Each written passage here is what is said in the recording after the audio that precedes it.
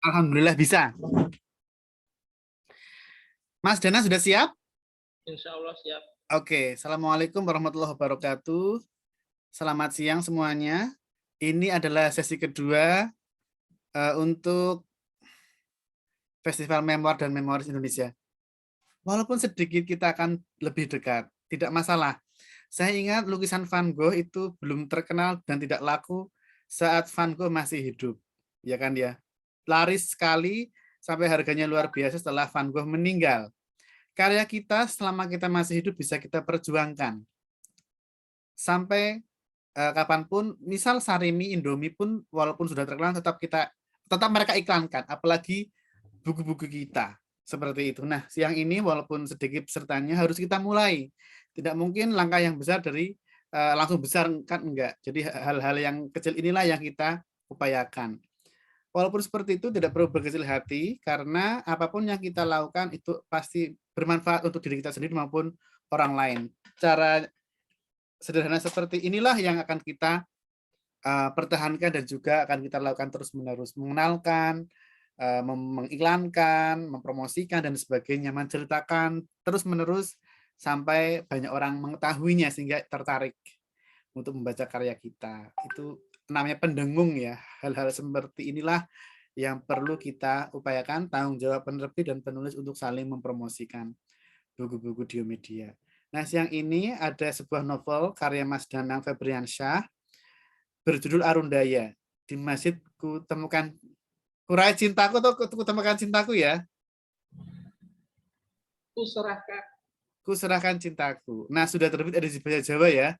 Arundaya ing masjid tresnaku dak pasrahake ya. Ini luar biasa karena teman-teman menerjemahnya sangat lancar. Kalau saya lebih senang membaca versi bahasa Jawa. Kalau saya. Nah, siang ini obrolan ringan kita, nanti Pak Mimbar bisa tanya-tanya karena hanya bertiga, maka kita sangat santai.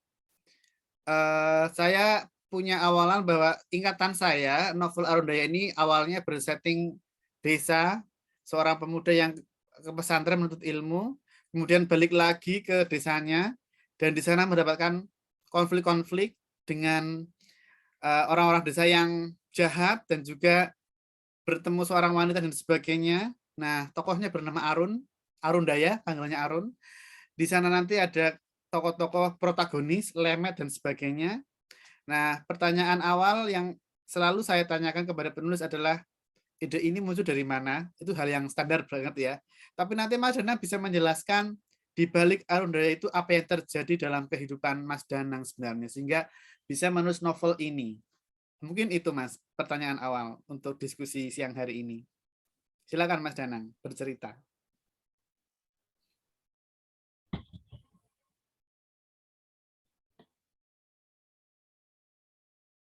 Assalamualaikum warahmatullahi wabarakatuh. Waalaikumsalam. Pertanyaannya agak tersendat-sendat ini. Arundaya itu pertama kali ditulis sekitar tahun 2014 saat masih gabung di sastra alit. Waktu itu kan banyak penulis-penulis terus termotivasi dengan tulisan. Biasanya kan cerpen-cerpen, terus cerita-cerita novel bisa ditulis dalam 4 bulan. Kemudian dalam 1 tahun itu saya nulis 2 novel, 4 bulan. Yang satunya Arundaya, yang satunya judulnya file komputer. Atau mikrofon di HP Mas Danang dikeraskan mungkin. Enggak yang itu loh, yang coba. Udah full. Ya sekarang udah jelas, sekarang udah jelas yuk. Agak dekat mungkin Mas, agak dekat Mas. Nah, ya kasihan yang mendengar. Yuk, silakan, yuk lanjut. Kemudian ditulis waktu itu masih di Solo ya, di kos di sekitar Solo Square. Di Solo Square menulis. Arundaya yang saya cari ide paling dekat dengan saya itu apa? Pertama desa, kedua pesantren. Itu penggabungan dua ide itu pada awalnya. Saya lulusan pesantren Al Muayyad dari tahun 1992 sampai 1999. Oke. Reformasi tahun 98. Kemudian untuk ide Arundaya, tokoh-tokohnya itu ada. Ke depan, Mas, ke depan. Ke depan. Ya. Nah, gitu. Tokoh-tokohnya kurang. Nah, kayak gini jelas. Jangan leha-leha, leha-leha itu nggak jelas sama sekali, rih banget. Sudah jelas ya? Ya, ya nggak jelas banget sih, tapi agak mending.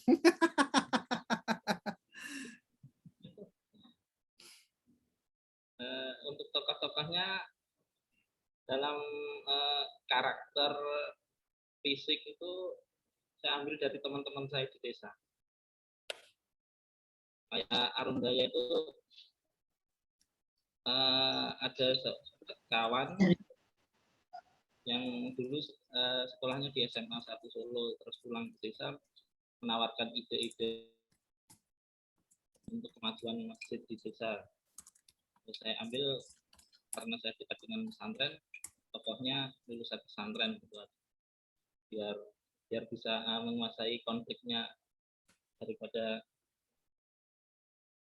kurang memahami konflik selain di pesantren. Ide itu kemudian saya gabungan dengan tokoh-tokoh yang lain seperti kawan-kawan di TPA, Taman Pendidikan Al-Quran. Dulu kan ada beberapa kawan juga, pemuda-pemuda desa yang kesehariannya juga sama seperti orang-orang desa yang lain, seperti ke sawah, ke makhluk dan sebagainya. Tapi tetap peduli dengan keagamaan, dengan masjid. Bahkan Mbah Dharma, tokoh imam masjid itu juga ada sebenarnya, cuma namanya saya ganti, dan posisi rumahnya di seberang masjid juga memang ada, benar-benar ada. Sampai sekarang alhamdulillah masih sehat. Oh gitu, jadi asli ya Mas ya? Iya, cuma untuk konflik alur itu yang fiksi. Tokoh-tokohnya ada, kemudian untuk ide-idenya sebagian juga nyata ada. Seperti nonton film di masjid dan tadabbur alam atau kemah itu juga ada. Cuma menambahi sedikit. Terus ada lagi tokoh perempuan, tokoh Astami itu juga ada. Bapaknya juga orang Tionghoa yang sekarang sudah tinggal di desa sini. Kemudian untuk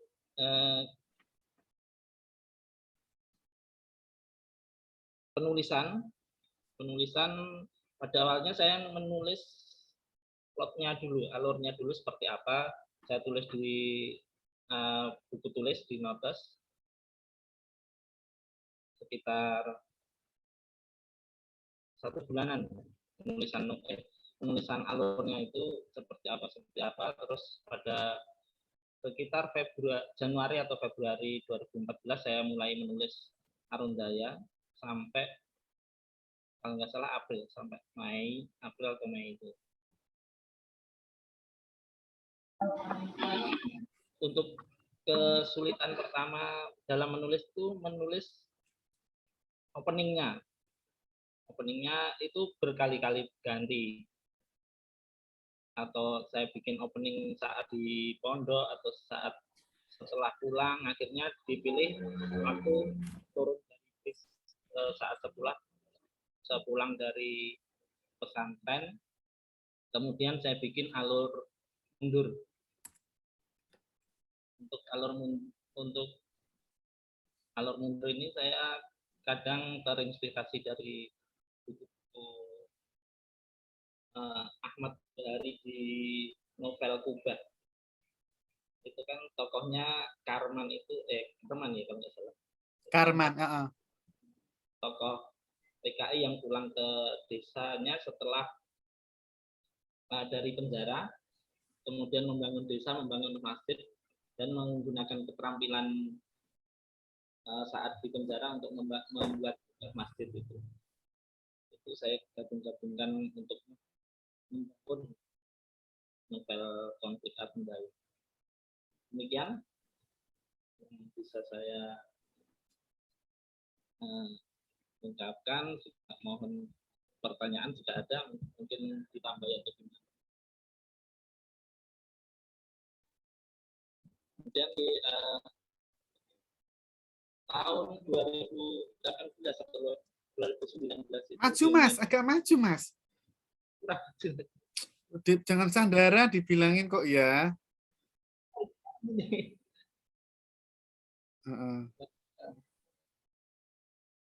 2019 kayak. Nah, lumayan Pak Mimbar ya. 19 Biomedia adain pemilihan novel atau gimana itu ya?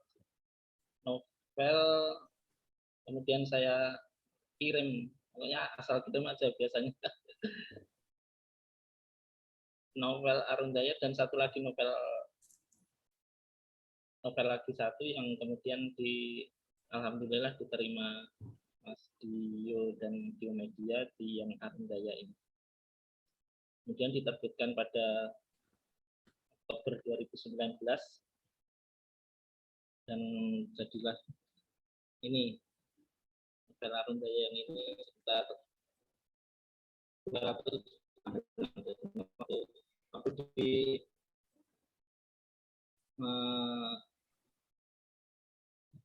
waktu ditulis itu sekitar 120-an halaman A4. Kemudian tahun 2021 diterjemahkan dalam bahasa Jawa yang diterjemahkan oleh mahasiswa UNS, jadinya seperti ini. Dan alhamdulillah terima kasih banyak untuk Mas Nadio dan Biomedia atas penerbitan buku saya ini. Ya, suatu hari siapa tahu laris. Kita kan sampai sekarang belum tahu nasibnya kan. Santai saja Mas. Aku dulu juga gitu. Santai saja. Iya. Kadang gimana ya? Ada rasa insecure atau gimana? Nggak apa-apa, biasa itu. Untuk kadang 1-2 itu alhamdulillah ada yang pesen tapi ngirim alamat belum ditransfer. Kadang malah pakai sama Mas Nabil. Nggak apa-apa, santai aja. Demikian ya untuk apa namanya jalan cerita atau penulisan Arundaya. Ya. Satu pertanyaan lagi sebelum kita diskusi. Setelah berarti sudah 2 tahun ya Arundaya terbit ya, yang bahasa Indonesia ya? Yes, ya. Juni 2019 malah. Iya, 2019. Kita sudah ngadain memoir-memoiran ya? Iya. Diselingin nulis memoiran. Setelah umur Arundaya 2000 ini ditulis 2014, kemudian sekarang 2021. Apa yang terlintas dalam benak Mas Danang terhadap novel itu yang selalu terlintas sehingga nanti bisa kita obrolkan bersama Pak Mimbar? Misalnya gimana, Mas?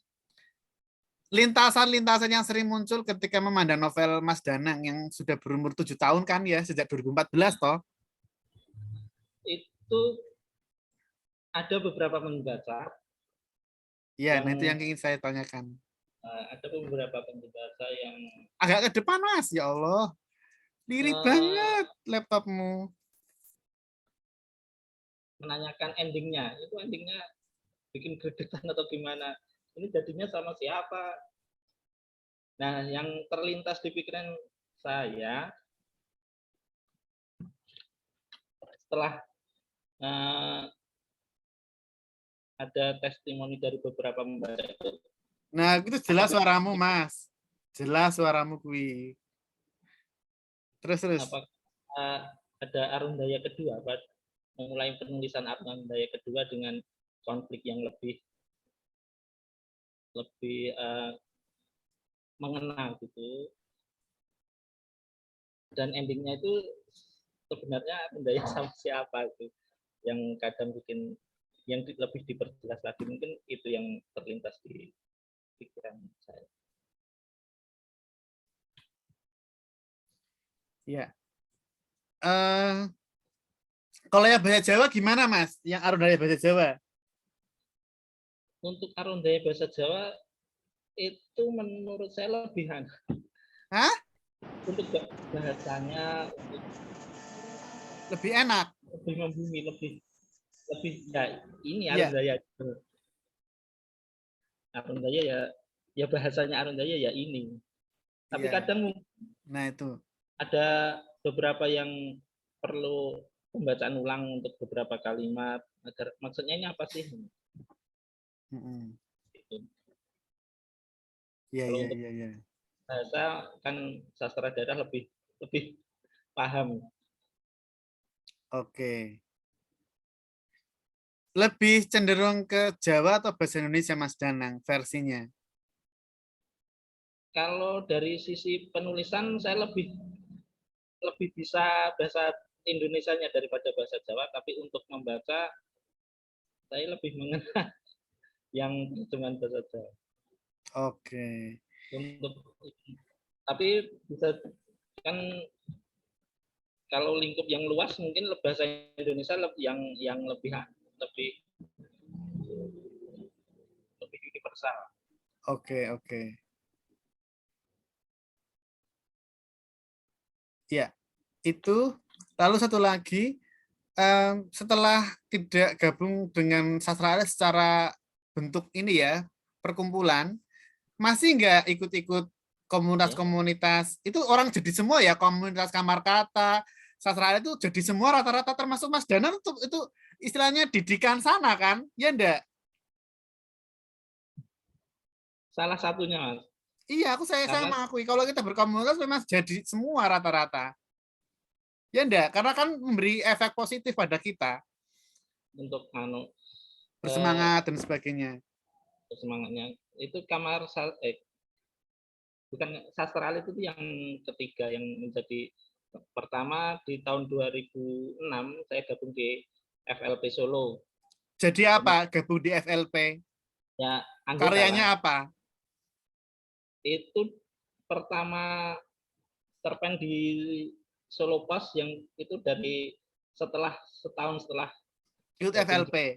FLP itu di Solo Pos tahun 2006. Kemudian di Solo Pos juga kedua masih di tahun yang sama di bulan yang berbeda. Kemudian ada karya lagi yang kumpulan terpen Joglo itu Taman Budaya Jawa Tengah. Kemudian setelah itu pulang ke desa jadi vakum kan biasanya, terus tahun 2010 ke Solo, tahun 2012 ketemu lagi sama teman-teman FLP, 2013 ikut di Sastra Alit, 2015 pasca terpen saya lolos untuk ikut jadi peserta di kelas menulis di Fapres, kampus fiksi. Itu juga gara-gara Sastra Alit, karena terpen yang saya kirimkan ke kampus fiksi itu dibantai habis-habisan saat di Sastra Alit. Kemudian ada revisi-revisi, saya kirim ke situ, ke Fapres, itu lalu langsung lolos. Biasanya kan yang kampus fiksi itu ada yang beberapa kali kirim nggak pernah lolos, ada yang sama sekali nggak lolos. Itu sudah pencapaian, sekali kirim langsung lolos. Iya. Jadi di komunitas itu sangat membantu sekali untuk kemajuan ya, Mas? Sangat membantu dan memotivasi. Kalau komunitas menulis memoir gimana? Saya bahkan beberapa kali ikut dan menulis memoir tunggal. Menulis memoir tunggal tapi ini ya, sudah selesai toh? Sudah. Itu disimpan saja, suatu saat terbitkan. Iya. Coba dibaca ulang yang memoir tunggal. Iya, Belum dibaca ulang toh? Loh, Nah iya, saya itu di Diomedia yang penulis-penulis baru itu rata-rata kalau kirim naskah itu belum dibaca ulang. Wah, kita repot sekali, berat sekali kita. Nah, itu salah mudah-mudahan satu novel uh, penulis emang harusnya membaca ulang sendiri tulisannya setelah diendapkan beberapa saat harusnya. harus, itu harus. Harus supaya lebih matang ya kan? Iya. Oke. Nah, ini sudah banyak sekali yang gabung, Pak Haji Sirajuddin Jamal, Kak Ulina, Bu Srini, Pak Agus, Pak Mimbar, monggo yang ingin ngobrol-ngobrol bersama Mas Danang, kami persilakan. Oke, nama saya Mimbar, mungkin tahu ya. Jadi begitu bilang pesantren, saya yang sama sekali nol putul itu soal pesantren, itu selalu kesannya kalau dari teman-teman orang tua itu kalau anaknya nakal, suka berkelahi atau apa, wis tak kirim ke neng pesantren wae. Jadi sampai kadang-kadang saya mewakili bahwa sekolah di pesantren itu bukannya sekolah yang gampang. Artinya kalau anak itu bodoh atau nakal malah dikirim ke sana biar tiba-tiba disulap jadi pinter. Nah, nggak tahu apakah di novel Anda ada yang menyinggung itu ya. Kemudian soal tokoh ya, soal tokoh. Saya belum pernah bisa bikin cerpen karena setiap kali saya mencoba menulis di blog saja, berapa orang yang saya tahu tokohnya itu biasanya keberatan. Walaupun ceritanya real dan tidak ada menjelekkan dia, tetapi ketika mulai nama itu agak geser-geser, mereka keberatan. Jadi beberapa kali saya harus menunda, bahkan kadang-kadang ada yang tulisan yang sudah umurnya belasan tahun sampai saya sendiri sudah lupa, tiba-tiba dikomplain setelah anaknya dewasa. Nah, itu apakah Mas Danang mengalami masalah itu? Misalnya tokoh tadi komplain ya. Yang lain gimana kalau ide itu tiba-tiba mogok? Kan ini kan harus mengarang dan mencipta ya. Harus mencipta tiba-tiba alur yang sudah dibikin macet gitu. Terus gimana motivasinya sehingga itu bisa ngalir lagi. Terakhir nih soal komunitas. Jadi saya membawa beberapa teman, kalau nggak salah ke Mas Madio segala, karena mereka kepengen nulis, kata saya masuklah komunitas. Sayangnya setelah saya pelajari, mereka menganggap bahwa komunitas itu seperti servis mobil. Jadi mobil kotor dimasukkan ke kotak, keluar bersih. Jadi apa? Seperti mengharapkan sekolah pada masa SD ada gurunya, ini salah, komanya ini salah. Jadi ketika mereka mendengar semua orang udah bicara dengan menulis-menulis, beberapa minder, terus saya lihat udah nggak aktif lagi. Bahkan ketika saya kirim undangan, ini ada bagus loh kata saya. Saya sendiri juga belajar dari anak-anak muda ini. Saya bilang, ayolah. Sampai sekarang saya nggak lihat nama-nama itu muncul. Terima kasih, segitu aja. Iya. Silakan Mas Danang. Oke. Sebelumnya salam kenal Pak Nindar Saputra. Untuk pandangan beberapa orang tentang pesantren itu nggak hanya di sini pun begitu Pak. Ada beberapa orang tua yang memasukkan anaknya ke pesantren karena anaknya nakal. Padahal mindset begitu menurut saya kurang tepat ya. Saya sendiri dari kecil emang bapak saya menginginkan saya masuk pesantren setelah SD. Itu ada beberapa brosur yang dibawa. Yang satu As-Salam Solo, yang kedua Al-Mu'min Ngeruki, yang ketiga Al-Mu'ayyad di Mangkuyudan di Solo. Kemudian yang dipilih di Mangkuyudan Solo. teman-teman saya di Alam Ayat pun banyak yang bukan anak nakal gitu ya. Ada beberapa kalangan dari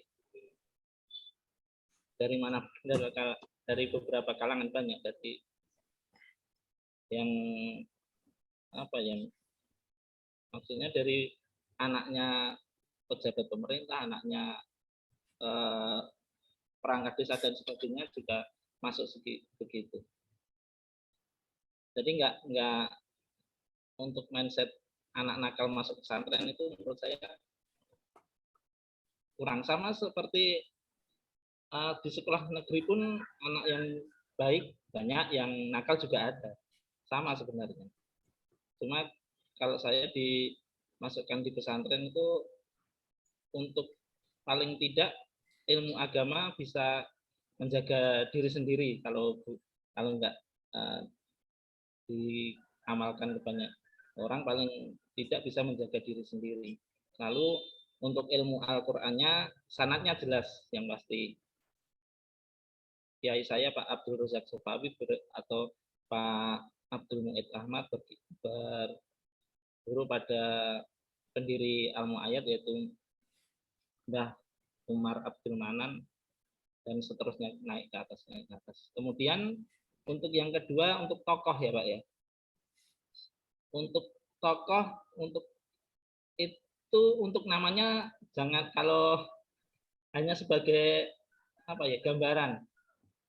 Misalnya diambil karakternya, postur tubuhnya, tapi untuk nama sebaiknya jangan, kalau orangnya nggak mengizinkan. Tapi untuk karakter dan sebagainya banyak orang yang sama karakternya. Jadi lebih diambil karakternya aja. Kemudian yang ketiga tadi untuk plot alur, biar tidak mandek di tengah jalan. Sebelum penulisan ditulis dulu, dicoret-coret di buku tulis. Ini habis ini apa, dan kuasai konfliknya Pak. Banyak referensi buku, banyak baca lagi untuk menggabungkan ide-ide. Karena ide untuk sekarang itu sebenarnya nggak ada yang baru. Untuk ide percintaan sudah ada, untuk politik sudah ada. Nah, yang saya ambil dari beberapa komunitas adalah untuk penulisan gabungkan dua ide yang bertolak belakang. Misalnya untuk ada ide drakor, gabungkan dengan mungkin yang lebih lokal dengan jengkol atau pete dan sebagainya, kemudian mengolahnya dengan kemampuan kepenulisan kita. Demikian Pak, ada yang lain lagi tadi. Ini yang terakhir hanya tadi sampean kan bilang sejak ikut komunitas itu lebih termotivasi. Nah, yang saya lihat dari beberapa rekan-rekan saya, mungkin karena usianya juga udah seperti saya ya. Iya. Jadi ketika lihat temennya ngobrol sudah jadi buku gini-gini, jadi mengkeret gitu aja. Jadi ternyata komunitas itu kan penting ya. Penting. Ya. Mungkin nanti Mas Danang dulu yang berkomunitas banyak. Kalau saya kan tidak banyak berkomunitas. Mas Danang dulu, nanti saya tambahi. Supaya kita lebih ideal saja berkomunitas. Tapi memang ya berkomunitas itu ya guyup rukun sih sebenarnya kan. Yang dicari guyupnya kalau komunitas dan juga berkaryanya. Ya. Awal masuk komunitas itu memang ada rasa minder, ada. Wah, ini apalagi di sastra alit ya, waktu itu ada Mas Yudi TH yang sedang itu bukunya Pengemas Kenangan dan yang satu novelnya Kumu Prinsip baru itu. Tapi memang udah. Terus ketika membantai karya itu kritis banget, jadi agak minder. Tapi aku harus bisa kan setiap seminggu sekali harus setor karya cerpen untuk dibahas bareng-bareng di Taman Balai Kambang waktu itu. Waktu itu yang mengajak saya ke Sastra Alit Mas Agus Yulianto dari Karangannya. Sekarang jadi memoaris Mas Agus. Ya, ketua FLP Solo dan memoaris FLP FLP Jawa Tengah. Beberapa kali ketemu dulu, sekarang jarang ketemu. Aku ya senang sebanyak yang ikut-ikutan nulis memoir tuh, Komunitas tuh juga senang lah. Nah, ini yang apa jarang dilakukan oleh Diomedia, Komunitas adalah membantai karya. Karena apa? Usianya sudah sepuh-sepuh, karena kita nggak tega. Tapi banyak yang protes seperti ini. Misal berarti, oh tapi punya banyak sekali lah. Kita sudah membetulkan tuh banyak banget. Nah, sudah lama membetulkan, ditagih-tagih kapan jadi, ya sudahlah. Typo-typo dikit akhirnya lolos, akhirnya seperti itu. Nah mulai sekarang kita sudah apa ya, pelan-pelan, misalnya misal semalam saya mengabarkan ini korosnya banyak sekali, akhirnya kan banyak yang minder jadinya, tapi ya harus kita sampaikan kalau koreksinya masih banyak dan sebagainya. Tapi memang kalau misalnya kita biarkan terus, seperti kata Pak Mimbar, menyalakan naskah seperti mobil kotor, kemudian ingin keluar celing bersih, kita ya sangat berat. Maka nanti untuk yang pewarta warga, kita akan bagi tugas editing. Jadi nanti teman-teman komunitas itu kita ada pelatihan editing kayak gitu. Jadi kerja komunitas beneran kayak gitu. Itu penting sekali supaya kita tahu bahwa menerbitkan buku itu tidak apa ya, tidak serta-merta terbit gitu, enggak, mengalami proses editing, proses apa namanya, pemeriksaan aksar dan sebagainya. Nanti akan kita bagi. Yang pewarta warga akan kita perlakukan seperti itu. Akan bagi tugas. Gimana? Setuju nggak Pak Mimbar? Iya, setuju. Iya. Misal Pak Mimbar mengedit naskah saya, enggak apa-apa.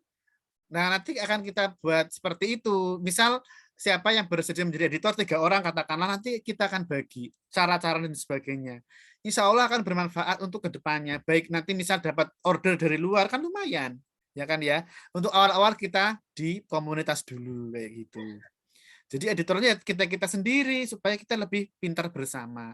Ini penting. Kalau misalnya kita semua Diomedia semua sama anak magang, wah repot sekali. Repot. Jadi komunitas itu tidak berkembang ya Pak ya. Iya. Nah, dan juga agar teman-teman yang menulis itu semakin baik. Kalau kita cuma pasrah jadi yo tidak ada kemajuan. Penting sekali itu. Dan juga nanti kan editor melaporkan hasil teman-teman. Tapi memang kita sangat pelan-pelan lah karena kita yang ikut itu di atas 60 tahun semua loh, yang baru-baru ya Pak Mimbar ya. Jadi saya menjaga hati mereka kayak gitu. Menjaga perasaan itu sangat penting. Tapi memang kita harus sampaikan apa adanya. Ada coret-coret ya kita sampaikan kayak gitu. Terus sudah tanya-tanya Puebi, kan lama-lama sudah ditanya-tanya ini ejaannya benar gimana ya Pak ya semalam ya. Jadi kita mulai pelan-pelan seperti itu. Ya pelan-pelan lah, karena kan semakin hari banyak yang ikut dan sebagainya. Terus yang nggak nulis jadi minder karena wah tulisanku masih digini-giniin. Ya memang harus seperti itu. Sehingga nanti tulisan-tulisan yang perlu direvisi, akhirnya kita kembalikan untuk direvisi ulang. Tapi yang dulu pernah kita lakukan, akhirnya apa? Nggak ngirim revisi. Minder gitu loh. Kan kita jadi, ya nggak apa-apa. Terus bahkan di bilik literasi ya, tulisan tangan SD diketik ulang, bayangkan. Mengalami itu. Untuk jadi buku, mengetik tulisan tangan. Sampai seperti itu. Lah ini yang sudah pensiun, kemudian rajin menulis, semangat menulis, kalau kita koreksi total dan sebagainya, ya kita punya toleransi, paling tidak ada typo, sudah alhamdulillah lah. Kalau ejaan-ejaan dan sebagainya, nggak masalah, bisa kita perbaiki. Memang lama ya, koreksi itu lama sekali, 2 mingguan, 3 mingguan baru selesai. Nanti tahap berikutnya adalah koreksi akhir tuh lama lagi, sebulan lagi, kayak gitu, 4 bulan lah paling tidak satu buku idealnya. Nah itu yang koreksi transformasi ini banyak sekali, dari hampir 400 halaman itu banyak sekali. Ya nggak apa-apa, wong itu tugas kita kok ya, sebagai penerbit ya. Tapi karena kita kerja komunitas, lama-lama kan tiap penulis menulis satu buku. Nah nanti kalau sudah menulis satu buku tunggal, sudah tidak ada kesalahan. Misalnya kemarin punya Pak Mimbar yang kucing itu ya, hitam itu koreksi saya cuma sedikit karena cuma tanda baca yang salah-salah dikit. Jadi saya toleransi, tidak saya kembalikan. Yang penting saya tanya, oh sudah disela suntik, oh sudah, berarti bagus. Typonya sangat sedikit, jadi itu minor, kesalahan minor. Misal, jadi saya langsung bisa kirim ke ilustrator. Kalau misalnya kesalahan mayor, saya langsung sampaikan, Pak, ini mayornya banyak ejaan yang salah, kemudian tanda bacanya salah semua. Tapi kalau ini minor, cuma kurang koma, kurang apa, ejaannya dikit-dikit yang salah, ya itu mulus. Saya katakan ini minor, jadi bisa langsung kita buat ilustrasinya seperti itu. Mungkin Mas Danang bisa menambah atau yang lain? Ini ada Pak Agus, Pak Sido dan juga nambahin Mas untuk usia dalam berkomunitas itu saya ingat Pak Parto dari Sragen itu ikut di FLP Solo tiap minggu dari Sragen ke Solo hanya Pak Parto yang itu ya, yang berkacamata. Iya, itu pensiun Pemkap Sragen kalau nggak salah. Iya, aku pernah ketemu tuh orangnya semangat banget ya. Iya, semangat. Jadi inget itu di pertanyaan Pak Mimbar tadi. Dari Sragen tiap minggu ke Solo hanya untuk ikut kumpul-kumpul FLP Solo. Habis itu pulang, minggu depannya datang lagi dari Sragen, PP, naik motor waktu itu. Ya, saya pernah ketemu di acara apa ya, dia gemar nulis puisi sama cerpen apa ya, kok nggak salah Mas ya? Iya. Lah sudah terbit apa belum akhirnya? Belum tahu, karena udah lama juga nggak. Iya. Kita ketemu banyak teman-teman guru-guru juga yang berkomunitas, nerbitin buku di klub-klub itu. Berapa Mas umurnya Mas kalau komunitas? Gimana Mas? Umur komunitas berapa untuk usia? Usianya tadi lo disambung coba tentang usia komunitas, berkomunitas. Maksudnya jadi ingat Pak Parto itu jadi ingat untuk usia yang sudah sepuh masih semangat yang lain. Ada juga yang masih waktu itu masih sekolah juga ada yang terakhir saya ikut ya di FLP Solo itu. Dari paling sepuh Pak Parto. Ini kalau di Kamus Menulis Memor paling sepuh siapa ya? Pak Mimbar atau Pak Iswandi atau Mbak Eni ya? Ada itu Bu Endang 71 apa ya? Bu Endang 71. Bu Endah 71 ya? 71 beliau kan manggil Mbak Eni kan Dek. Iya. 71 iya. Iya, 71 masih aktif loh. Jadi maka saya jarang menyinggung naskah karena ya sudah saya telateni sama teman-teman, ditelateni, diperbaiki, dikoreksi, coret-coret, terus nanti kita salin lagi kayak gitu. Nggak masalah kalau saya berkarya di usia produktif, malah banyak yang bilang di usia pensiun malah paling produktif ya Pak Mimbar ya. Pak Mimbar tuh hebat banget loh, saya salut banget. Jadi pengisahan seorang kakek loh tentang kucing, dan setelah pensiun malah banyak yang nitip Pak ya. Tetangga nitip hewan ke saya itu. Ini sudah proses ilustrasi. Yang bikin cover Mas Adi Bagi, yang bikin sampulnya Mas Danang juga dari Mizan Bentang. Keren itu sampulnya. Sampul di media keren. Banyak. Ya, nah ini kita mengangkat penulis yang belum terkenal, dia dengan cara penghormatannya adalah sampulnya harus bagus, cetakannya harus bagus, editingnya bagus, supaya karena ini buku abadi lah, ya kan ya. Suatu saat mungkin booming kan kita nggak tahu, jadi sudah nggak kaget. Oh bagus ya, wajar kayak gitu. Itu tujuan kita, mengapa kita hire desainer handal, hire tenaga layout yang handal, yang jam terbangnya tinggi dari penerbit mayor. Tujuannya adalah supaya bagus, supaya kualitasnya tinggi seperti itu. Walaupun kita penerbit kecil, penerbit kosong, saya nggak mau sembarangan seperti itu. Saya nggak mau sembarangan, tidak mau. Ya mungkin itu untuk menjaga kualitas itu, karena kan abadi ya kan, penerbitan buku kan proses yang pengabadian itu. Gitu Pak Mimbar. Yang lain monggo. Mas Dana mau menambahkan lagi? Ya sudah, yang kalau ada pertanyaan lagi tentang Arundaya, nanti kalau yang belum punya boleh pesen diskon komunitas ya 30%. Yang lain silakan.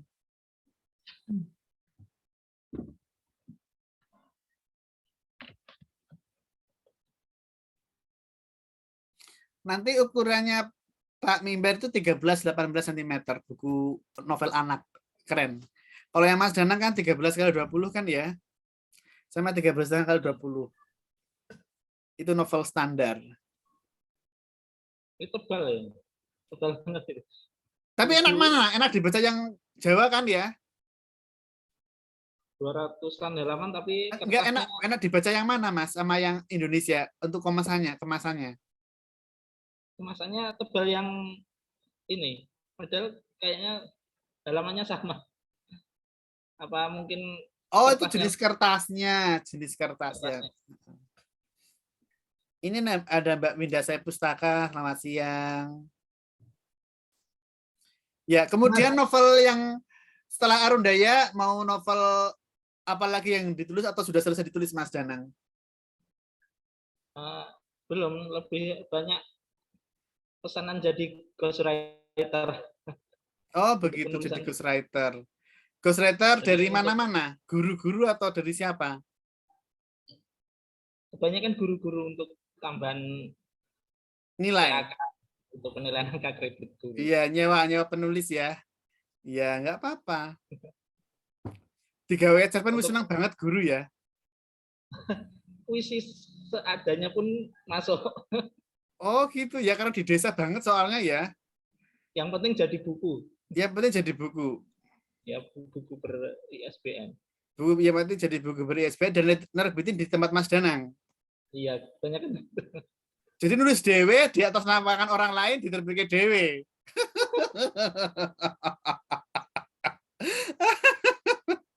Ya nggak apa-apa, yang penting jalan. Apa proses perbukuan di Wonogiri jalan. Nulis memoir itu yang tulisan sendiri. Nulis memoir. Cerpen dan novel belum terjamah. Oh iya, memoir. Lebih seringnya ghostwriter itu untuk hari-hari ini. Untuk hari-hari ini. Ya. Oke, Mas Danang, obrolan Arundaya di masjid kutemukan cintamu ya. Kuserahkan. Nah, ini untuk obrolan terakhir. Kuserahkan cintamu ini saya tangkap adalah keimanan ya, ketakwaan yang diserahkan ya. Atau apa, Mas? Yang ingin saya sampaikan di novel ini adalah tentang Islam yang nggak marah-marah. Islamnya nggak marah-marah. Oke. Ini doa Pak Agus yang ingin saya sampaikan pesan itu yang itu. Betulkan kebaikan bukan kebenaran, klaim kebenaran sendiri. Kebaikan pada semua orang apapun agama. Oke, jadi Islam yang ramah ya, yang penuh cinta ya. Iya. Saya ingin menyapa teman-teman semua. Mas Ngadio. Silakan Pak Sido. Boleh tanya? Sangat boleh. Assalamualaikum. Untuk semuanya, Mas Danang, Pak Mimbar, Mas Ngadio, dan yang lain-lain. Boleh tanya Mas Danang, untuk penyelesaian tulisan itu berapa lama pengalaman jenengan itu? Oh, ini ada yang tanya sekaligus. Pak Sido menanyakan berapa lama menulisnya. Kalau Pak Agus ini, apa motivasi Mas Danang menulis? Silahkan.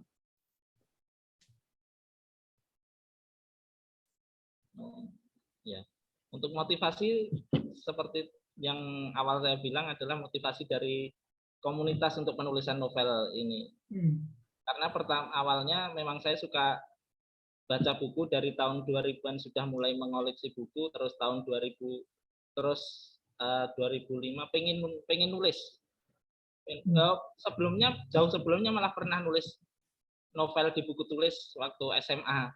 Kemudian bingung gimana kalau diterbitkan gimana jalannya, nggak tahu. Akhirnya setelah lulus dari pesantren itu bukunya nggak terawat, hilang. Kemudian mulai beli buku tahun 2005, ada komunitas FLP itu, ikut FLP makin termotivasi untuk nulis. Ya, untuk menulis pada awalnya memang harus membaca buku. membaca buku, kemudian motivasi nulis buku, apalagi ditambah ikut komunitas, makin Semangat. semangat. Kemudian untuk penulisan novel Arundaya ini 4 bulan, mulai dari ide, dari penulisan alur dan penulisan novelnya 4 bulan. Sampai 4 bulan menulis, kemudian sampai terbit berapa lama? Sampai terbit itu terbit tahun 2014. 2019 sama Diomedia diterbitkan. 5 tahun ya nunggunya ya, Mas. Itu sudah saya kirim ke beberapa penerbit, belum ada yang cocok. Cocoknya sama Mas Dio. Mas Ngadio, alhamdulillah, terima kasih sebelumnya Mas Ngadio. Karena Mas Ngadio itu tidak hanya penerbit, dia itu juga mendidik sebenarnya, mendidik penulis-penulis termasuk seperti saya. Kan sangat sabar itu, nggak ada yang kayak gitu saya kira. Jadi kalau ada kesalahan dia sabar, tidak langsung marah-marah. Itu bagus itu. Nggak tahu lah nanti. Karena saya akan orang tua saya sendiri. Mas Ngadio itu sebenarnya bisa rugi loh. Kalau dihitung orang yang profit oriented ya. Tapi yang namanya melakukan pendidikan untuk literasi pada masyarakat itu luar biasa menurut saya. Kemarin kan saya dengar juga Bu Eni ketika ngomong Mas Ngadio mau strict tentang bagaimana menulis, kan dia minta ya jangan gitulah Mas. Pokoknya kita dipandu dulu sampai, nah itu kan bagus lah itu. Makanya saya coba untuk nanti insya Allah ya, kemarin yang pewarta saya udah ikut ya Mas Ngadio ya. Iya, nanti Januari mulai diedit. Saya coba untuk ikut juga sih. Saya mau niru-niru tuh Pak Mimbar itu yang di WA pun sudah puitis banget itu. Ya. Ini dari Pak Agus tambahan Mas Danang. Dasar filosofis Anda menulis, Mas. Dasar filosofi. Itu untuk apakah keinginan luhur dari hati yang terdalam? Ini pertanyaan Pak Agus selalu puitis. Untuk dasarnya emang gimana ya? Pengen mengungkapkan Islam yang saya kenal seperti apa. Ya. Oh iya. Islam yang ramah ya. Islam yang ramah. Yang apa? Rahmatil alamin ya. Betul. Tidak menjelek-jelekan yang lain atau gimana. Tidak menganggap diri sendiri paling benar. Untuk penulisan sendiri, kembali saya penulisan novel ini, saya ingat kata penulis novel Gajah Mada, Pak Langit. Ya, itu menulis 10 lembar setiap hari, kalau sebulan sudah 150 lembar. Tapi saya kan nggak mampu, paling nggak, jadi target saya 4 bulan, mungkin paling banyak, paling sedikit, paling 1 lembar harus nulis nambah halaman. Ya seperti itu sebetulnya saya pingin sampaikan di novel ini, di novel Arundaya ini. Iya. Makasih banyak Pak Agus, Pak Sido juga. Yang belum tahu Pak Haji Sirajuddin Jamal, atau Kak Lina, Kak Srini, Kak Winda Sae, monggo. Yang sedang menulis novel siapa? Silahkan. Oh ya, semalam ini kita bergerak di komunitas ya, dalam arti seperti ini. Pak Sirajuddin Jamal tuh dulu menawarkan naskah ke saya, kemudian diterbitkan oleh KMO, Komnas Menulis Online. Nah, memang kita kalau penerbitan memor tunggal, kita minimal 100 eksemplar. Nah, kita beri keringanan minimal beli 50 penulis, seperti itu. Nah, sebenarnya kalau kita pelan-pelan bisa menciptakan pasar dengan cara sering bermedia sosial, kita mudah dikenal kayak gitu. Saya pun masih berjuang mengeluarkan seluruh buku-buku Diomedia ya, bendino loh, dititipkan di Togamas, buku akik dan sebagainya, ada 11 toko, kemudian kita dibantu oleh mahasiswa magang. Bahkan sebelum ini tadi kita rapat Majana ya, sempat ikut ya, untuk mahasiswa manajemen pun komunikasi. Saya ajari cara marketing, cara manajemen seperti itu. Kita ajari bareng-bareng lah, kolaborasi. Ini yang membuat seluruh poster, ada 40 acara itu, 60 poster ya itu teman-teman komunikasi, kolaborasi. Jadi ada yang bikin konsep, yang paling pintar, yang paling bagus, bukan paling pintar ya, yang cocok desainernya, saya pilih kemudian bikin master, temannya itu meneruskan kayak gitu. Jadi kan seminggu jadi. Itu kerja tim namanya. Nanti yang pewarta kita akan berlakukan seperti itu. Jadi semuanya akan berpengalaman menjadi editor, menjadi korektor, dan sebagainya. Jadi misal satu, ya nggak apa-apa, ini sudah 20 naskah, paling tidak 5 editor lah katakanlah ya, jadi kita sendiri. Supaya apa? Ya berpengalaman, oh jadi editor seperti ini, jadi korektor seperti ini, jadi milik bersama lah nanti. Ini yang pewarta warga, sukarelawan juga akan kita seperti itu kan. Akan kita tawari siapa yang mau jadi editor, kita latih. Seperti itu. Dan juga tanggung jawab editor semalam saya kirim ya, itu umurnya panjang. Maka acara-acara seperti ini, Mas Danang walaupun sudah 2 tahun terbit, ya kita panjangkan umurnya. Umur Arundaya kita panjangkan. Supaya apa? Walaupunnya itu sedikit, akan melekat di hati seperti itu. Kita promo-promo ke perpus sekolah juga kita ikutkan dan sebagainya. Ya mudah-mudahan teman-teman yang kolaborasi di sini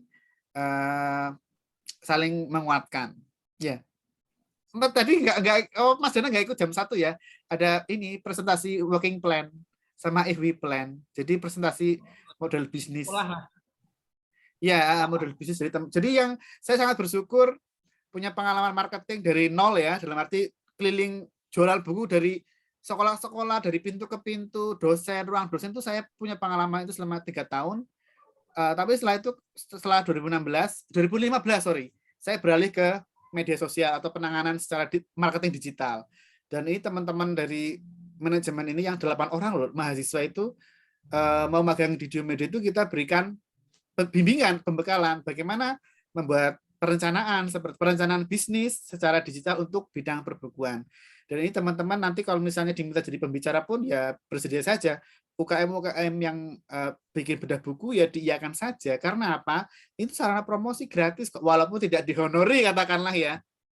Itu kita sampaikan pahitnya seperti itu. Tapi memang tujuan kita adalah mengiklankan, mempromosikan, yaitu kan tugas-tugas manajemen produksi ya. Jadi sekelas Marimas pun Indomie tetap kita dengar di TV.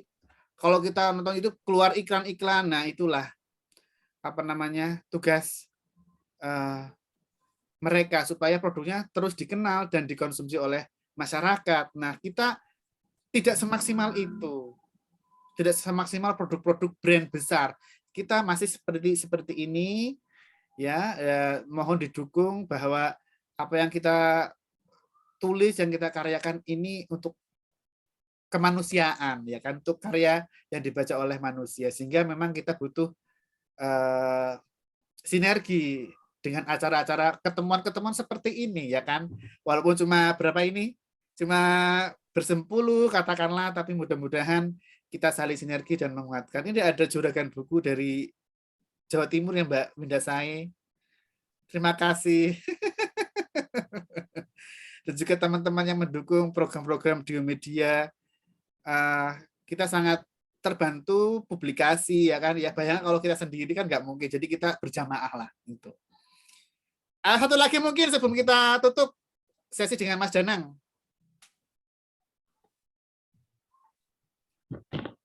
Ya, monggo, satu lagi. Mau tanya aja soal pemasaran ya. Iya. Facebook saya kan hampir 5.000 orang itu. Ya, apa Pak? Karena ya saya nulis-nulis kecil-kecil tadi, kemudian saya mencoba menawarkan sedikit tentang kucing tadi.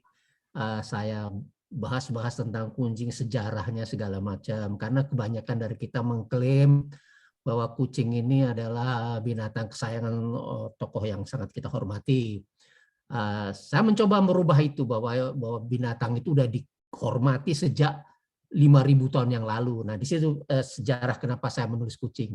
Nah, ini saya ceritakan ke grup SMA saya, grup universitas, grup saya. boro-boro nanya gitu, selalu mau dong, maunya itu seperti icip-icip gitu loh, buku kok icip-icip. Terus saya membawa nama, kalau nanti icip-icip kasihan penerbitnya tuh harus bayar editor, bayar desainer, kemudian icip-icip, nah, itu buku icip-icip. Nah ini mungkin agak persoalan di kami, jadi dikira saya itu anaknya orang Lapindo apa gitu ya, rumahnya sampai kesasar-sasar, sehingga kalau beli buku atau seperti tokoh-tokoh yang saya dengar buku terbitannya sendiri, dia beli 3.000 kemudian dia bagi gratis dengan judul bestseller ya. Tetapi bukan sama saya gitu. Jadi kadang-kadang banyak gratis dong, kan nanti itu barokah gitu. Jadi kira-kira gimana Mas itu? Oh iya, saya nanti begini saja Pak, untuk pemasaran buku berikutnya. Nanti Bapak kontak asisten saya sudah punya tim penjualan untuk pemesanan lewat ini seperti itu. Mas Nadio. Iya, atau ini seperti Pak Agus, yang mau cicip diberikan sahabat Pak, gratis, nanti ada yang ganti. Jadi untuk sahabat enggak apa-apa, 5 atau 10 SMS sudah popo lah. Nanti biasanya akan ada yang ganti seperti itu. Seperti buku di media juga seperti itu. Kalau kita profit oriented memang nggak jalan. Memang ada unsur sosialnya harus nomor 1 memang. Serius, ini bisnis sosial. Kalau misalnya profit terus, oh nggak jalan. Apalagi yang komunitas itu cetak 100 itu belum tentu laku semua. Cetak 200 yang kiai atau yang hero itu kan belum tentu laku semua. Nah kita bagi-bagi ke teman baca lah, apa kayak gitu. Jadi memang kalau misalnya yang minta gratis itu disiasati seperti ini, pemesanan di nomor penerbit kayak gitu, sederhana. Jadi aman Pak Mimbar, santai ya, aman. Oh yang mau pesan bisa ke nomor penerbit saya kayak gitu, seperti itu. Nah untuk sahabat dekat, teman dekat, ya enggak apa-apa, satu-satu jangan semua tapi. Iya betul, kalau tujuannya profit pasti gagal. Nggih Pak Agus monggo. Pak Agus Pak Sido. Saya melanjutkan dari Pak Mimbar ya. Pertama, saya mengalami hal yang sama itu soal perasaan ya. Karena kan waktu saya di LSM itu, kalau namanya nyetak buku, karena sudah ada donornya, biasanya gratis. Nah, ketika kemarin saya nyetak buku yang saya sampaikan ke Mas Nadio contohnya, dikira juga itu bagian dari, alah Pak Sido udah banyak yang sebentar. Donor itu. Ini gerimis sebentar, ini gerimis ibu kos saya ngetuk-ngetuk saya nyuci baju. Ya. Diteruskan Pak Sido ya, saya angkat baju sebentar, enggak apa-apa ya. Ya. Itu sama itu Pak Mimbar, saya merasa begitu juga. Jadi ada orang Jawa itu rasanya pekiwuh gitu. Jadi banyak juga sih yang beli, tapi teman-teman lama justru merasa, walah ini pasti ada yang, jadi mereka maunya juga gratis. Itu yang solusinya tadi Mas Nadia udah ngasih lah, supaya kita hilang rasa pekewoh itu, bahwa nanti harus hubungi kontak ini gitu. Kemudian yang kedua, saya kan pernah nyoba juga untuk ke misalnya kayak di toko buku. Ternyata mereka tertarik, tetapi cara menjualnya harus lewat penerbit. Jadi makanya saya coba untuk nanti ngomong sama Mas Nadio yang ternyata sudah punya berapa toko ya, beliau itu punya jaringan berapa toko dan berapa ini, insya Allah nanti bisa ikut dari situ cara menjualnya.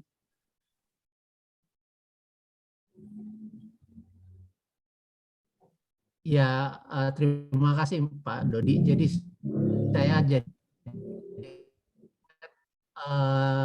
ngikuti di YouTube-nya Pak Sapardi Djoko itu. Ya. Yang yang penyeri. Suaranya kok hilang?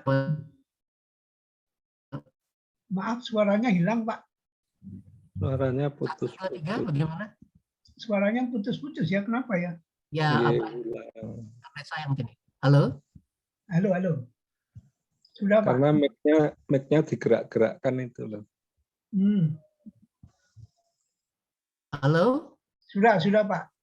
Ya, jadi Pak Sapardi Djoko Darmono itu ketika ditanya bagaimana tipsnya bisa nulis, beliau bilang saya tidak mau ngajarin bagaimana menulis, kata dia. Saya mau ngajarin bagaimana membeli buku, katanya. Kalau cuma penulis itu pesaing, katanya. Jadi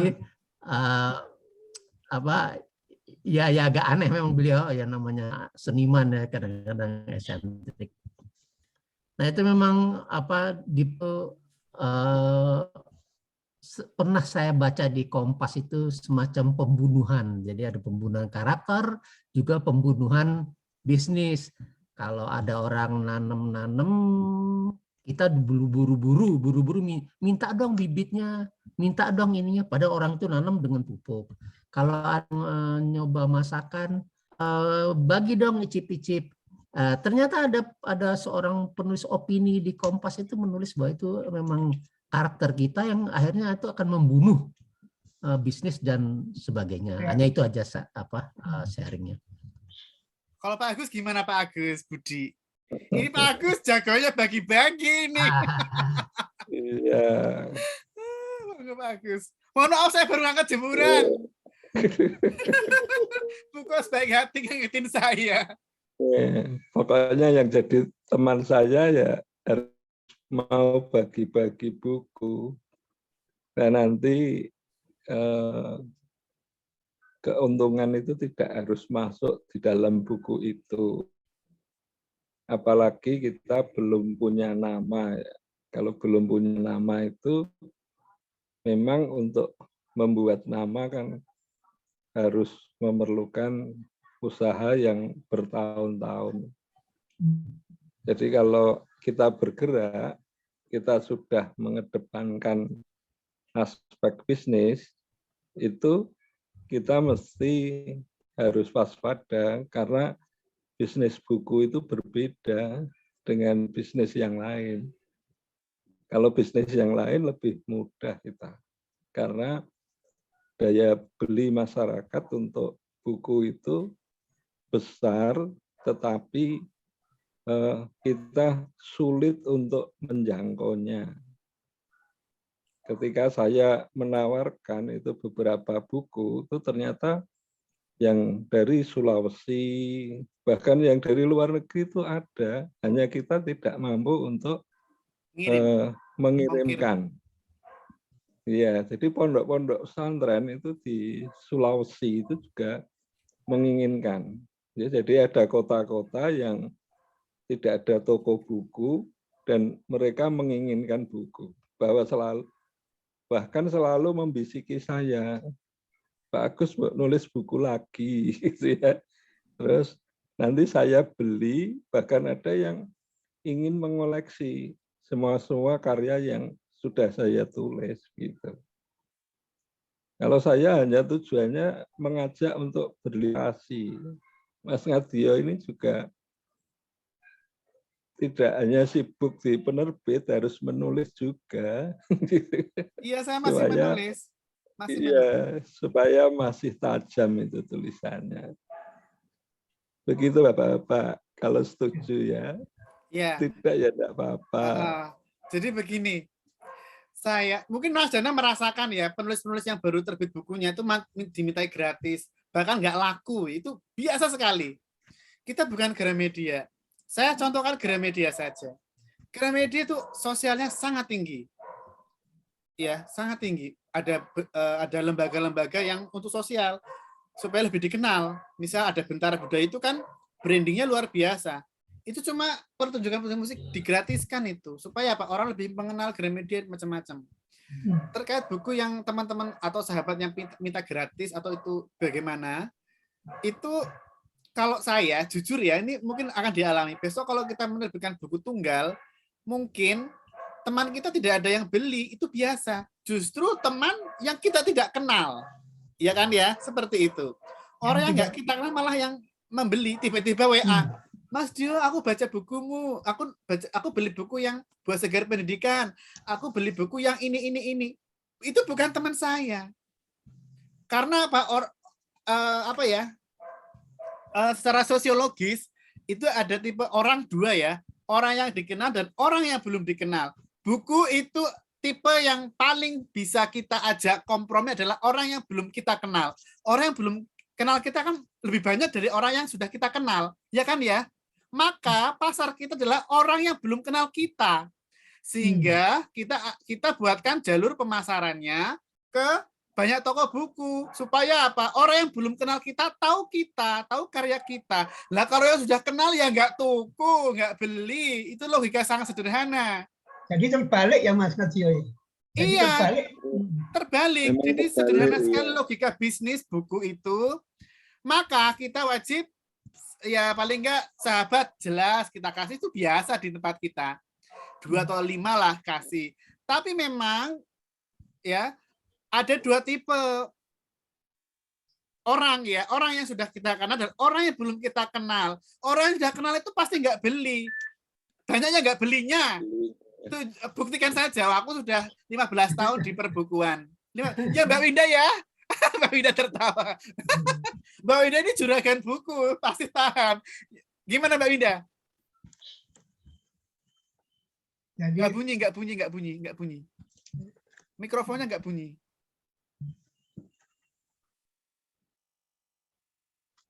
Nggak bunyi, atau mikrofon. Halo? Nggak bunyi loh.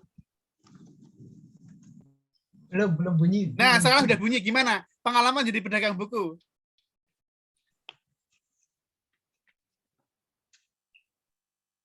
Belum bunyi. Kok bisa nggak bunyi? Belum dengar. Maaf. Belum ada suaranya. Iya, belum ada suaranya. Iya. Jadi, jalur pemasaran atau distribusi dengan orang yang dikenal, dengan orang yang belum kita kenal, ya jauh lebih besar yang belum kita kenal. Maka kita pasarkan ke banyak toko, banyak reseller, seperti itu daripada yang sudah kita kenal ya sangat sedikit, ya kan?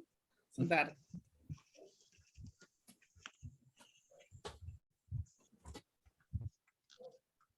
Sekelas Dewi Lestari ya, sekelas Dewi Lestari, teman-teman bisa cek Instagramnya. Itu ada manajernya. Manajernya itu siapa? Suaminya sendiri. Yang mengatur promosi, yang mengatur penjualan, yang mengatur apa? Suaminya. Serius, dari manajemen musik yang dia produksi sampai manajemen pemasaran buku. Misal besok Pak Mimbar bukunya terbit. Pak Mimbar, saya sarankan punya asisten yang istilahnya yang making atau apa, misal kulakan di tempat saya besok, misal beli 30 atau 50 katakanlah. Tapi kalau teman-teman tanya gratis dan sebagainya, silakan kalau pesan hubungi penerbit saya, itu sangat jawaban yang sangat mudah bagi penulis seperti itu. Karena kan kita memasarkan buku kan tidak hanya di media sosial, kita konsinyasi ke banyak toko buku, ya kan, ke 11, mudah-mudahan seluruh Indonesia Raya besok. Tapi sekarang manajemen pemasaran digital itu kan reseller, ya kan. Ya dokumen tidak semua kota, Mbak, ternyata. Ya 10.000, tidak semua kota. Nah, akhirnya kita membentuk tim pemasaran.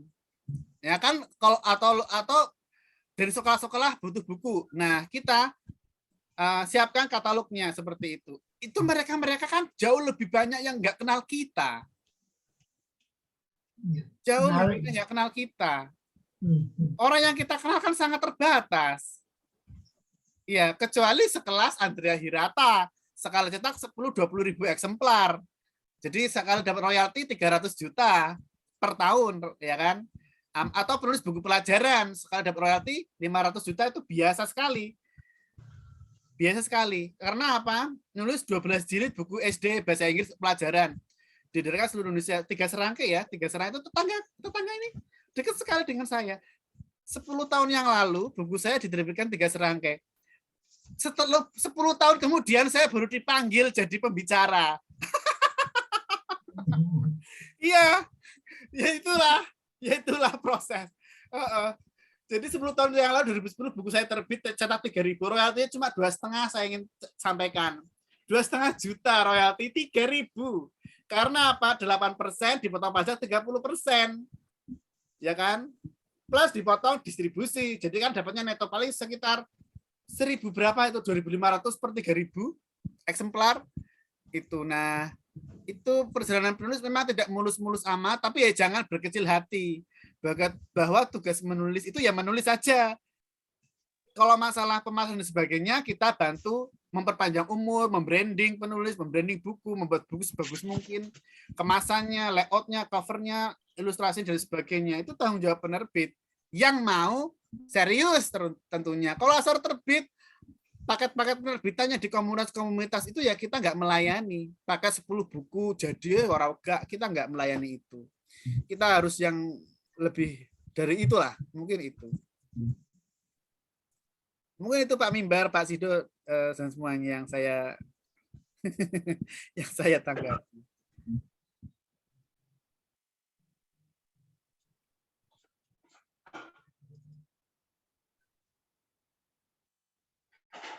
Misal Mbak, ini ada Kak Sri Ulina Ginting, monggo ini juga besok ada sesi bersama ya.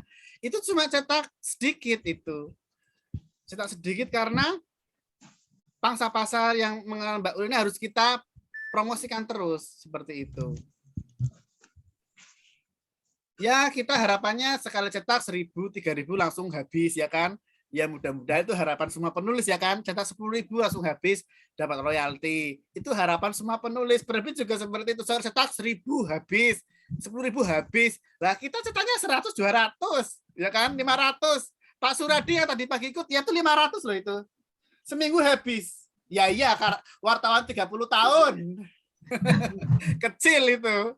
Wartawan 30 tahun, jadi sekali kirim data itu langsung 400 sekian. Pak Suradi itu hanya beli 50, Pak Mimbar. Hanya beli. Jadi pertama, itu hanya kita wajibkan beli 50. Sekali pasang poster, selang seminggu langsung kirim data Excel kayak Pak Mimbar sama 400-an. Ya benar, 500 langsung habis seminggu. Jadi saya marketing tuh banyak banget, saya direwangi 3 orang itu. Banyak banget, 500 dipakai. Saya marketing ke seluruh alamat. Lumayan. Itu. Ya dikirim ke Pak Suradi hanya nggak nyampe 100 itu. Selebihnya saya yang marketing gitu caranya. Caranya tadi pemesanan ke nomor ini, nanti kita rekap tapi dengan asistennya Pak Mimbar, Pak Suradi. Jadi saya hanya menerima data Excel saja. Jadi penulis aman, nggak ada yang minta gratisan dan sebagainya. Nanti Pak Mimbar punya asisten biasanya, atau menunjuk saya juga bisa. Nanti saya punya tim satu yang akan ada nomor kontak personnya, nanti akan direkap seperti itu. Diskonnya diskon penulis itu. Jadi dapat double, royalti iya, komisi iya. Jadi seperti itu. Dan nggak dipotong pajak karena kita belum PKP. Belum PKP. Dan misalnya cetak 1.000 kan sudah kena PKP kita. Kepotong pajak lagi, sudah kepotong distribusi, kepotong pajak, double pemotongannya banyak sekali. Itu. Nah, kalau misalnya sudah di atas 3.000, 10.000, nah kita wajib bayar pajak. Kalau masih recehan 100 eksemplar, 200 eksemplar ya kita ngelaporin pajaknya gimana? Ya kan itu. Ya penerbit independen India seperti ini keadaannya. Mungkin kalau penerbit gimana Pak Agus? Monggo. Kalau tadi ada komentar bahwa di Indonesia penulis itu dibunuh ya kita etok-etok mati itu loh. Tapi kita tetap. Iya. Saya punya pengalaman, bukunya itu dipakai se-Indonesia, tapi Rp1 pun belum menerima yang namanya royalti itu belum. Ya saya diamkan saja, itu proyek kemanusiaan. Berapa yang sudah di belakang Suradi itu ada yang sudah diplagiasi besar-besaran di setiap kampus menggunakan itu ya. Kan saya tanya, dari mana Mbak? Dari universitas ini memakai buku apa? Ternyata yang dibeli itu buku bajakan, di belakangnya ada gambar penulisnya saya itu. Tim 3 orang. Tapi sampai sekarang ya sudah berapa puluh tahun itu buku itu dipakai. Tapi ya kita ikhlaskan saja. Karena Allah itu biasanya nanti memberikan jalan lain tidak dari itu. Tapi ini yang paling sulit ini untuk kita lakukan seperti itu. Tapi kalau sudah biasa melakukan tidak masalah.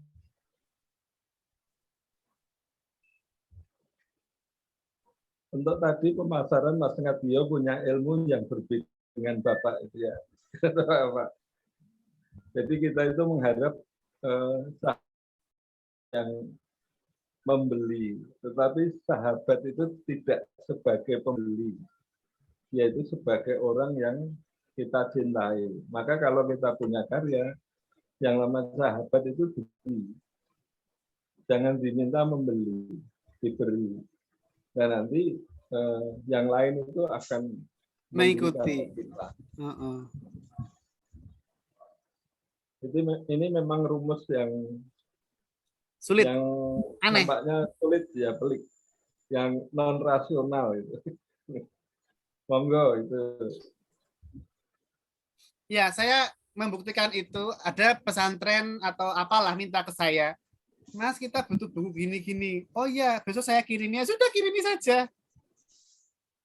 Akan diminta kayak gitu. Kita sebagai penulis dikira orang kaya raya loh. Udah kirimi 5 atau 10 kayak gitu, udah. Tiba-tiba sekolah atau perpus, Mas, boleh minta katalognya, langsung beli 10 juta. Kita nggak tahu loh. Saya sering itu. Ini rahasia ya. Ini rahasia. Bayangkan saya menghonori desainer 1 sampul 1 juta loh. Itu untuk komunitas lah. Kalau saya nggak punya dana pribadi untuk menghonori sebanyak itu, apa, 1 bulan katakanlah 5 judul untuk komunitas saja, ya dari mana? Ya itu kita dapat kejutan-kejutan yang tidak terduga. Jadi tenang saja. Itu sering itu. Tawan baca, Mas, boleh nggak kita dikirimi kayak gitu. Awalnya kan mangkel ya, kok minta gratisan ya kan. Tapi memang di balik itu mereka tangan Tuhan bekerja lah, saya yakin seperti itu. Kan saya tidak pernah menduga bisa menerbitkan buku standar Gramedia. Dalam arti desainer-desainernya, layouternya, itu mereka kerja di Gramedia semua, di Falcon dan sebagainya. Misal Hero, Pak Hero bagus banget kan Pak ya? Itu dari Mizan itu, Bentang yang bikin cover.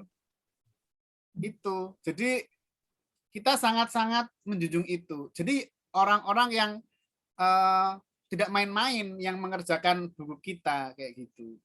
Karena nanti dibeli oleh banyak orang. Itu.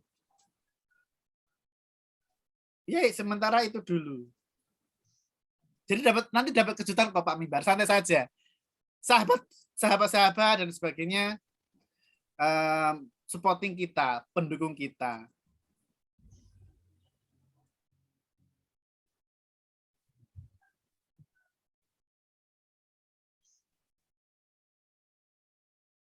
Oke.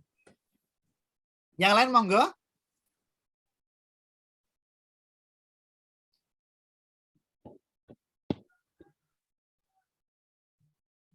Mau nambahin tentang apa tadi yang ngasih buku itu ya. Ya. Untuk novel Arundaya itu beberapa teman di luar kota itu pengen beli ya, saya kirimi dulu dengan berpikiran positif. Setelah bukunya sampai ditransfer, ternyata sampai sekarang beberapa kali bukunya datang tapi nggak pernah beberapa nggak ditransfer. Itu ada yang ya rasa percaya ada, itu teman lama yang mau beli atau yang baru ngirimin alamat tapi juga belum ditransfer, ada yang bukunya sudah ditransfer. Saya awalnya berpikir gini, positif. Uang dulu baru transfer bukunya. Ternyata saya berkebalikan, buku dulu sampai baru ditransfer, ternyata Hilang. Oh, saya jutaan 3 kardus pernah itu. 3, iya, 2 kardus ke Makassar itu 5 jutaan itu melayang. Karena percaya kepada teman. Setelah itu nggak mau. Sering begitu. Iya, kalau 1-2 buku nggak apa-apa. Kalau saya lebih dari itu, Mas. Tapi memang sekarang kita siasati supaya bayar dulu kita kirim. Nah, ini sudah jam 3, nanti masih ada sesi setengah 4 dengan Bu Yuli. Bu Yuli itu dulu pembimbingnya Pak Agus juga saat S2. Kita cukupkan dulu, nanti masih ada yang, nanti malam juga masih ada pembukaan dan juga obrolan The Power of Memoir. The Power of Memoir itu luar biasa. Kita cukupkan. Terima kasih, luar biasa motivasi dari Mas Danang, terutama Pak Agus, Pak Mimbar, Pak Sido, Mbak Winda Sai, dan semuanya yang hadir di festival ini. Sampai jumpa nanti malam. Oh ya, nanti sore ya, jam 3:30. Sore ya. Sampai 10 hari ya, semoga tahan sampai tanggal 20. Semoga tahan. Saya tuh menguat-nguatkan diri. Tapi dibuat santai begitu. Karena kita penting menggaungkan memoir ini, penting sekali. Penting sekali. Terima kasih. Assalamualaikum warahmatullahi wabarakatuh. Salam. Makasih Mas Danang semuanya, Pak Mimbar, Pak Agus. Salam semuanya.